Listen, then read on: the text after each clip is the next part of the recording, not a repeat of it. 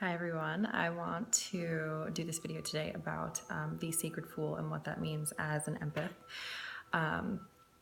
Jad Alexander, who is essentially the founding father of empaths, he was the first person to do a lot of research, both psychologically and spiritually, on what an empath is. And in all of the research studies that he did, he found that the one defining feature of a human being that denounced themselves as an empath was that they have this profound ability to think on their own terms. So, what that means is they pretty much don't fit inside the box. They don't have the same mental perspective as everybody else. And that is because, according to Jad, they had, one foot in the spiritual world and one foot in this physical manifestation of reality.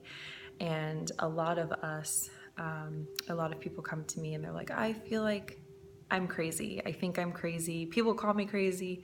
And whenever people say this to me, I always get really excited. And I think it's a really good thing because if you have the ability to walk around feeling crazy, that means that it's very unlikely that you're certifiably insane because a certifiably insane person does not have the capability to introspect and to come to a rational conclusion that, it's them that is the problem and not everybody else.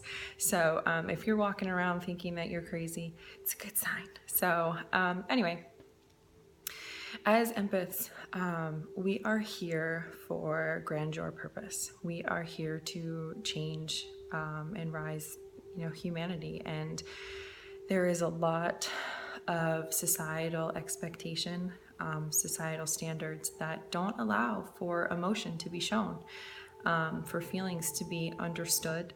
And that is why, most of Earth suffers with alexithymia, which is an inability to express yourself emotionally. And those of us that have this deep, deep, deep connectivity to our own emotions as well as the emotions of others, it brings us a lot of anxiety. It overwhelms us tremendously. And it also disconnects us from the way that we feel that this world should be lived. So it can could lead us into a very, very deep, deep depression. We also have these highs, where we feel the beauty of this world, and it makes us incredibly happy in almost in a sense of euphoria. So most of us, before we realize what we are, when we go into the psychologist, we are exhibiting a lot of features that define us as bipolar.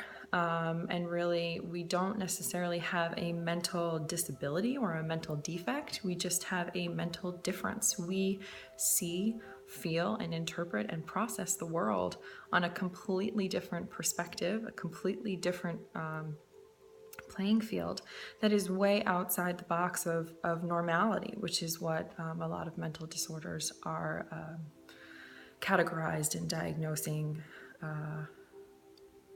illnesses with. You're compared to a societal norm of which we are not, and it's a good thing.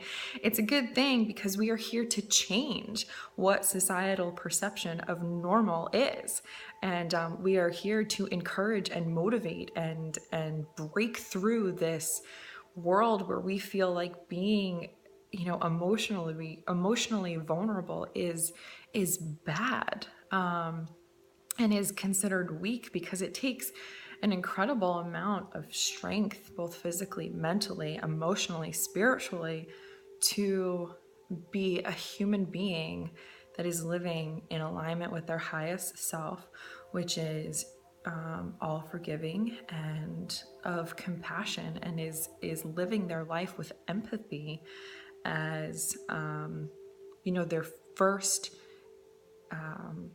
their first intake of processing information. We always think from another person's perspective. We are empathic always to everybody else first before we determine how we feel, which is also why a lot of empaths have trouble shielding and protecting themselves from the emotions of others, because we always feel them first, and then we don't really have self-awareness to be able to differentiate, okay, that's not actually my feelings, it's the person that just walked in the room. So anyway, I wanted to just express that I always write about the sacred fool, that the goal of being an empath is to embrace being the sacred fool, which is your ability to think on your own and not give a shit about what society expects of you, because you're here for grandeur purpose and you can't fulfill your purpose if you're leading a life that somebody else wants you to live and that has drawn out for you without any input of your own heart and your own soul coming out forward and saying, hey, that's not what I want to do. I have something else in mind. Let's see what else. Getting out of breath. Anyway, okay, I'm going to cut it off there. And I just want to again reiterate that being crazy is good. Embrace your crazy, because it's not just, it's not insane crazy. It's that you don't want to, and you're not designed to fit into the box that normal, wants to throw you in. And also it's super important to recognize your self-awareness, that part of you that differentiates you from everybody else, and why you need to embrace standing out in a crowd.